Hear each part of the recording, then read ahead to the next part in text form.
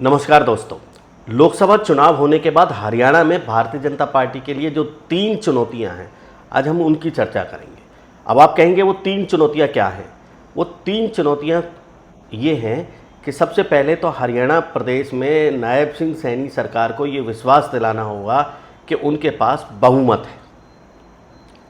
दूसरी चुनौती हम आपको बता दें, दूसरी चुनौती ये है कि हरियाणा प्रदेश में भारतीय जनता पार्टी को अपना नया प्रदेश अध्यक्ष देना होगा।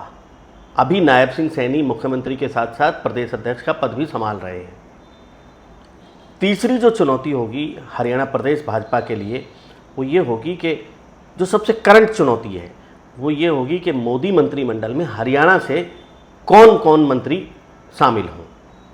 तो हम पहली चुनौती पर आते हैं। सबसे पहले जो बेस है वो बेस ये है कि नायब सिंह सैनी सरकार को क्या बहुमत है हरियाणा विधानसभा में।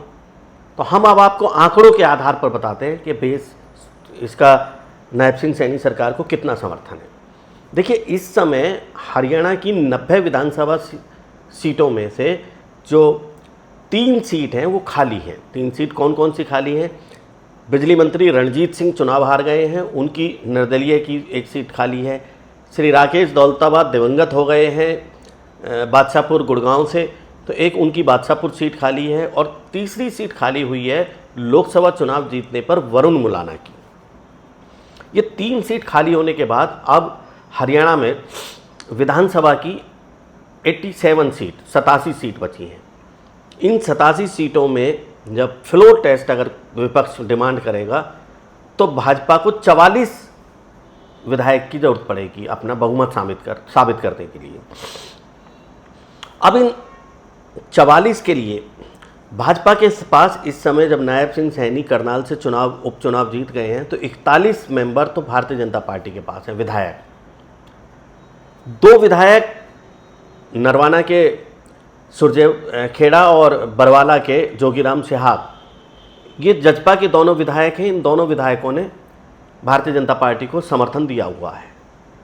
वो जजपा उनके पास ऊपर क्या कार्रवाई करेगी वो एक अलग मैटर है, दल बदल का एक अलग मैटर है, लेकिन वो फ्लोर टेस्ट में भारतीय जनता पार्टी का साथ दे सकते हैं। एक गोपाल कांडा जो सिरसा के विधायक हैं हलोपा के, वो भारतीय जनता पार्टी के साथ खड़े हैं। एक निर्दलीय विधायक नैनपाल रावत पृथला विधानसभा क्षेत्र के, वो भारतीय जनता पार्टी के साथ सरकार में साथ खड़े हैं। और इन सब संख्या को मिला के 41, 2 जेजेपी के 43, एक गोपाल कांडा 44, बहुमत के लिए 44 पद, एक फिर निर्दलीय नैनपाल रावत 45, और एक और भी अगर जरूरत पड़ती है, ये कहते हैं कि 90 विधानसभा सीट में 45 से ऊपर होना चाहिए, तो 46 में जो विधायक के रूप में भारतीय जनता पार्टी को समर्थन मिल सकता है वो है नारनौंद के विधायक और जजपा के विधायक रामकुमार गौतम का। तो इसलिए अब ये स्पष्ट हो गया है कि भारतीय जनता पार्टी की सरकार को कोई खतरा नहीं। कांग्रेस के 30 विधायकों में से भी एक वरुण मुलाना जो अंबाला से चुनाव जीते हैं लोकसभा के, वो घट गए, तो अब 29 विधायक रह गए हैं।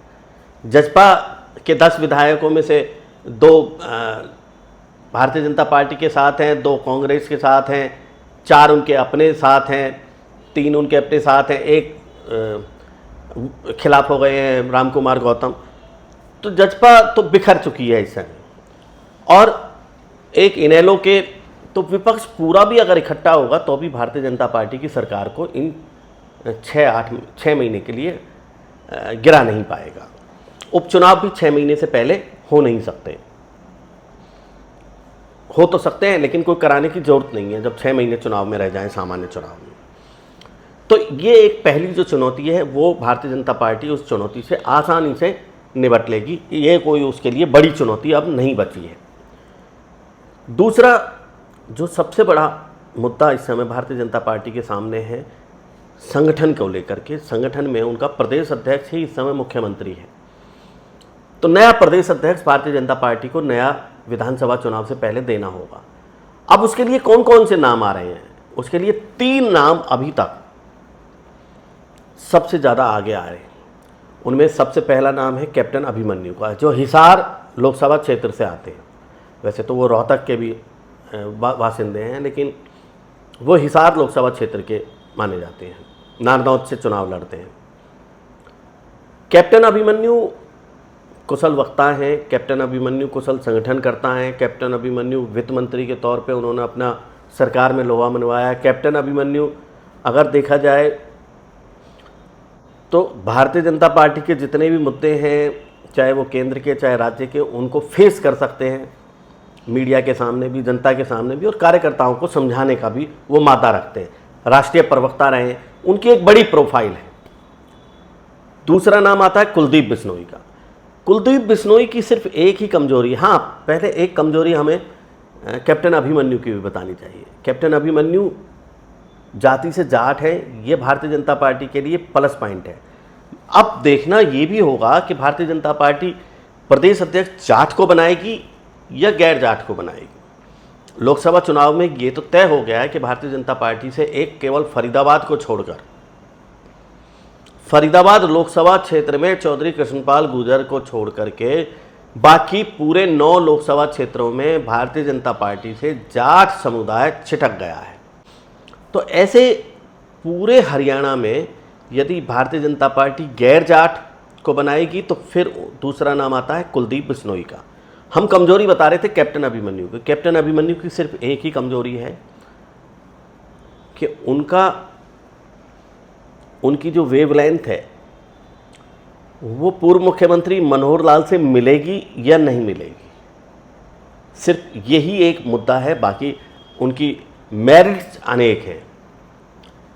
फिर दूसरे नाम के रूप में हम चर्चा कर रहे हैं कुलदीप बिश्नोई की। कुलदीप बिश्नोई बेशक कांग्रेस छोड़ करके भारतीय जनता पार्टी में आए हैं, लेकिन इस समय वो बड़ा चेहरा है। गैर जाट और जाट दोनों को साधने की क्षमता रखते हैं, युवा हैं। दूसरा, वो संगठन भी अच्छी तरीके से, अपनी पार्टी भी उन्होंने चलाई है। पूर्व मुख्यमंत्री भजनलाल की राजनीतिक लेगेसी, राजनीतिक विरासत उनके पास है। उनका बेटा विधायक है, वो खुद विधायक सांसद रह चुके हैं। कुलदीप बिश्नोई की एक डीमेरिट इस समय ये बनती है कि हिसार से चौधरी रणजीत सिंह जब चुनाव हारे हैं तो ये माना जा रहा है कि थोड़ा सा कुलदीप बिश्नोई की डीमेरिट बीजेपी में हुई है, लेकिन ऐसा हुआ नहीं, क्योंकि प्रधानमंत्री नरेंद्र मोदी भी कुलदीप बिश्नोई को भिवानी महेंद्रगढ़ वाली जब रैली थी उसमें हिसार जिताने की चुनौती दे करके गए थे, और वो चुनौती पूरी हुई नहीं हुई तो उसको लेकर के भी उनकी एक डीमेरिट बनती है। तीसरी एक बड़ी सशक्त प्रदेश अध्यक्ष के लिए नाम है, वो है भारतीय जनता पार्टी की केंद्रीय संसदीय बोर्ड की सदस्य सुधा यादव। डॉक्टर सुधा यादव की भी बड़ी प्रोफाइल हो गई है। वो एमपी भी रह चुकी हैं, वो राष्ट्रीय सचिव भी रह चुकी हैं, और वो मौजूदा समय में जो भाजपा की सुप्रीम बॉडी है उसकी सदस्य हैं। केंद्रीय चुनाव समिति की भी सदस्य हैं और केंद्रीय संसदीय बोर्ड की भी सदस्य हैं। तो सुधा यादव को भी पहली महिला भारतीय जनता पार्टी के अध्यक्ष होने का गौरव प्राप्त हो सकता है। सुधा यादव के साथ कोई ऐसी डीमेरिट नहीं है, सिर्फ एक डीमेरिट है कि वो अहीरवाल से आती हैं, और अहीरवाल में अगर केंद्रीय मंत्रिमंडल में राव इंद्रजीत सिंह को प्रधानमंत्री मोदी ने तीसरी बार शामिल किया तो फिर एक क्षेत्र से दोनों, केंद्र में मंत्री भी और प्रदेश अध्यक्ष भी, ये संभव नहीं है। चौथा एक नाम प्रदेश अध्यक्ष के लिए बहुत ज़्यादा जो दिल्ली के गलियारों में गूंज रहा है वो है कृष्णपाल गुर्जर का। कृष्णपाल गुर्जर तीसरी बार चुनाव जीते हैं, लगातार 2 बार वो केंद्र में मंत्री रहे हैं। इस बार कृष्णपाल गुर्जर को या तो केंद्र में कैबिनेट रैंक का मंत्री बनाया जाएगा या प्रदेश अध्यक्ष बनाया जाएगा। इसका कारण ये है कि कृष्णपाल गुर्जर पहले भी प्रदेश अध्यक्ष रह चुके हैं। कृष्णपाल गुर्जर मनोहर लाल के भी नज़दीकी हैं। कृष्णपाल गुर्जर के ऊपर खुद प्रधानमंत्री नरेंद्र मोदी का भी वर्चस्व है। ये सबसे बड़ी चुनौती होगी, इनमें से किस नाम को आगे बढ़ाया जाएगा या कोई नया युवा चेहरा प्रदेश अध्यक्ष के रूप में दिया जाएगा। ये दूसरी चुनौती भारतीय जनता पार्टी के पास है। हम तीसरी बड़ी चुनौती के बारे में जो बात करने जा रहे हैं वो तीसरी बड़ी चुनौती है कि मोदी मंत्रिमंडल में हरियाणा से कौन कौन मंत्री होगा। देखिए, हरियाणा में भारतीय जनता पार्टी ने 5 सीट जीती हैं। करनाल से मनोहर लाल उप पूर्व मुख्यमंत्री चुनाव जीते हैं। कुरुक्षेत्र से नवीन जिंदल जो देश के बड़े उद्योगपति हैं वो चुनाव जीते हैं। फरीदाबाद से कृष्णपाल गुर्जर चुनाव जीते हैं तीसरी बार, और भिवानी महेंद्रगढ़ से तीसरी बार चुनाव जीते हैं धर्मवीर, और गुड़गांव से छठी बार सांसद बने हैं राव इंद्रजीत सिंह।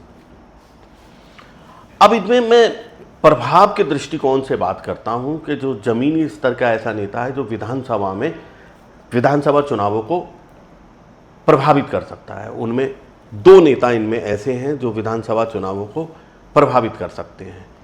मनोहर लाल जी को छोड़ करके हम अलग कर दें तो, कि जिनको महत्व ना देने से विधानसभा चुनाव पर असर पड़ सकता है, वो हैं राव इंद्रजीत सिंह और कृष्णपाल गुर्जर। कृष्णपाल गुर्जर का 9 लोकसभा क्षेत्रों में, फरीदाबाद लोकसभा क्षेत्र की 9 विधानसभा सीटों पर तो अपना एक प्रभाव है ही। उसके साथ साथ वो गुर्जर बाहुल्य क्षेत्रों की जो सीटें हैं, कैथल हुई, यमुनानगर जगाधरी हुई, नागल चौधरी हुई, बहुत सोहना हुई, बहुत सी समालखा, इन सारी सीटों पर उनका एक अलग प्रभाव है। तो कृष्णपाल गुर्जर को गुर्जर नेता के रूप में महत्व दिया जाना जरूरी है। राव इंद्रजीत सिंह की जो अहिरवाल की सीटें हैं, तो कोसली से लेकर के और सोहना तक की जो अहिरवाल की सीटें हैं, उसमें आप सीटें गिन सकते हैं। सोहना, बादशाहपुर, गुड़गांव, रेवाड़ी, नारनौल, नागल चौधरी, महेंद्रगढ़, कोसली, ये जो 10 सीटें हैं, इन 10 सीटों पर भिवानी महेंद्रगढ़ की और गुड़गांव की 10 नहीं बल्कि 15 सीटों पर राव इंद्रजीत सिंह का एक अपना अलग वजन है, और वो उन्होंने इस चुनाव में धर्मवीर सिंह को चुनाव जितवा करके साबित भी कर दिया। दूसरे कैंडिडेट के रूप में हम मान के चलते हैं कि भारतीय जनता पार्टी को राव इंद्रजीत, क्योंकि लगातार 2 बार मोदी मंत्रिमंडल में मंत्री भी रहे हैं। पिछली बार मोदी ने 3 मंत्री हरियाणा से बनाए थे, अंबाला के रतनलाल कटारिया को भी बनाया था मंत्री। अब इस बार जीटी रोड बेल्ट से वो मनोहर लाल जी को बनाते हैं, जीटी रोड बेल्ट से वो बड़े उद्योगपति के रूप में नवीन जिंदल को बनाते हैं, वो जाट कैंडिडेट के रूप में धर्मवीर को बनाते हैं, क्योंकि इस बार पश्चिमी उत्तर प्रदेश से भी कोई जाट उनके सामने भारतीय जनता पार्टी का जीत करके नहीं आया है। तो जाट को हो सकता है कि राजस्थान से भी बना दें, लेकिन इस समय हरियाणा के ऊपर ज़्यादा नज़र इसलिए रहेगी क्योंकि हरियाणा में विधानसभा चुनाव होने हैं। तो ये 3 जो चुनौतियां हैं, इन तीनों चुनौतियों को भारतीय जनता पार्टी को सबसे पहले निपटना होगा।